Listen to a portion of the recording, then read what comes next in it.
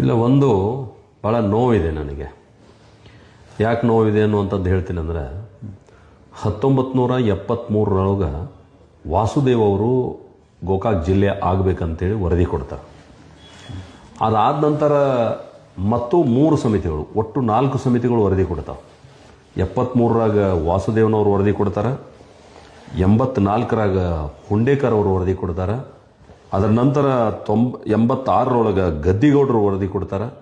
ಅದಾದಮೇಲೆ 2007 M B Prakash ಅವರು ವರದಿ ಕೊಡ್ತಾರೆ. ಹೀಗಾಗಿ ಈ 4 ವರದಿಗಳು ಬಂದಿರುವಂಥದ್ದು ಗೋಕಾಕ್ ಜಿಲ್ಲೆ ಆಗಬೇಕಂತೇಳಿ. ಅದಕ್ಕಿಂತ ಪೂರ್ವ ಇತಿಹಾಸ ನಾವು ನೋಡಿದ್ರೆ ಬ್ರಿಟಿಷರು ಕೂಡ ಗೋಕಾಕನ್ನು ಜಿಲ್ಲಾ ಕೇಂದ್ರ ಮಾಡ್ಕೊಂಡಿದ್ರು. ಆದರೆ ದುರ್ದೈವ ಏನಾಯಿತು, ಅವರಿಗೆ ಅಲ್ಲಿ ಗೋಕಾಕದ ಬೆಟ್ಟ ಏನು ಮಾಲಿಂಗೇಶ್ವರ ಬೆಟ್ಟ ಅಂತ ಏನು ಕರಿತೀವಿ, ಆ ಬೆಟ್ಟದ ಕಾವು ಅಂದರೆ ಹೀಟು ಅವ್ರಿಗೆ ತಡ್ಕೊಳಕ್ಕಾಗಲಿಲ್ಲ.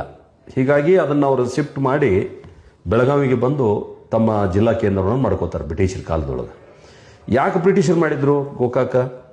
ಅದು ಇಡೀ ಜಿಲ್ಲೆಗೆ ಮಧ್ಯವರ್ತಿ ಸ್ಥಳ. ಅದು ಭೌಗೋಳಿಕವಾಗಿ ನಾವು ಅತನಿಗೂ ಅಷ್ಟೇ ಕಿಲೋಮೀಟರ್ ಹೋಗ್ತೀವಿ, ಈ ಕಡೆ ಬೆಳಗಾವಿಗೂ ಅಷ್ಟೇ ಕಿಲೋಮೀಟರ್ ಬರ್ತೀವಿ. ಹೀಗಾಗಿ ಅಲ್ಲಿ ಇರಬೇಕಂತೇಳಿ ಭೌಗೋಳಿಕವಾಗಿ ಮಾಡಿದ್ರು. ಅದರ ಹೀಟ್ನಿಂದ ಅವರು ಅನಿವಾರ್ಯವಾಗಿ ಅದನ್ನು ಸ್ಥಳಾಂತರ ಮಾಡಿ ಬೆಳಗಾವಿಗೆ ಬಂದರು, ಮಲೆನಾಡಿನ ಒಂದು ಸೆರಗ್ ಅಂತೇಳಿ. ಹೀಗಾಗಿ ಅಲ್ಲಿಂದ ನಾವು ಏನು ವಂಚನೆಗೆ ಒಳಗಾಗಿದ್ವಿ ಅಥವಾ ನಮಗೇನು ಅನ್ಯಾಯ ಆಯಿತು ಅದು ಮುಂದುವರಿತು. ಈ 4 ವರದಿಯನ್ನು ಕೊಟ್ಟ ಮೇಲೂ ಕೂಡ ಬೇರೆ ಬೇರೆ ಕಾರಣದಿಂದ ಜಿಲ್ಲೆ ಇವತ್ತಾಗಲಿಲ್ಲ. ಇವತ್ತು ಎಲ್ಲಿಗೆ ಬಂದ್ಬಿಟ್ಟಿದಂದ್ರೆ ಇಡೀ ಸರ್ಕಾರ ಗೋಕಾಕ್ ಜಿಲ್ಲೆ ಮಾಡುವಲ್ಲಿ ಗೊಂದಲಕ್ಕೊಳಗಾಗಿದೆ.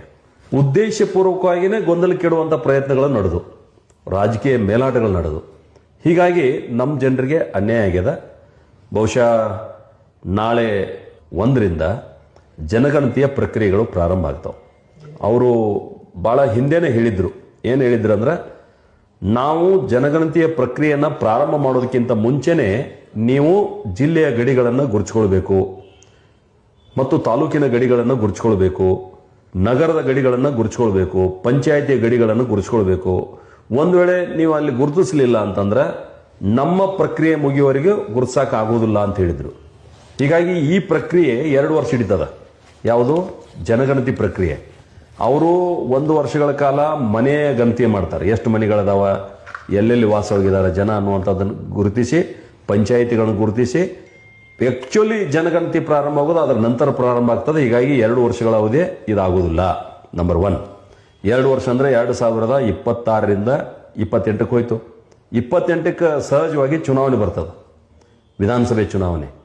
ವಿಧಾನಸಭೆ ಚುನಾವಣೆ ಮುಗಿತಿದ್ದಂಗೆ 2029ಕ್ಕೆ ಲೋಕಸಭೆ ಚುನಾವಣೆ ಬರ್ತಾವೆ. ಅಂದರೆ ಇವತ್ತು ನಾವು 2025 ಮಾತಾಡ್ತಾ ಇದ್ದೀವಿ.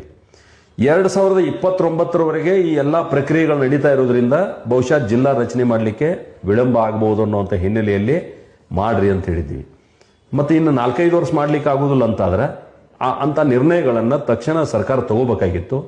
ಸರ್ಕಾರ ತಗೋಲ್ಲಿ ಗೊಂದಲಕ್ಕೆ ಒಳಗಾದರೂ ನಮ್ಮ ರಾಜಕೀಯ ಮೇಲಾಟಗಳು ಹೆಚ್ಚಾಗಿದ್ದರಿಂದ ನಿರ್ಣಯ ತಗೊಳಕ್ಕಾಗಿಲ್ಲ. ಅದರಿಂದ ನನ್ನ ಮನಸ್ಸಿಗೆ ನೋವಿದೆ. ಗೋಕಾಕ್ ಜನ ಜಿಲ್ಲೆಯ ಕನಸೇನದ ಅದು ನನಸಾಗೋದು ಇನ್ನೂ ಒಂದಿಷ್ಟು ದೂರ ಹೋಯ್ತು ಅಂತೇಳಿ ಬೇಜಾರಾಗಿದೆ.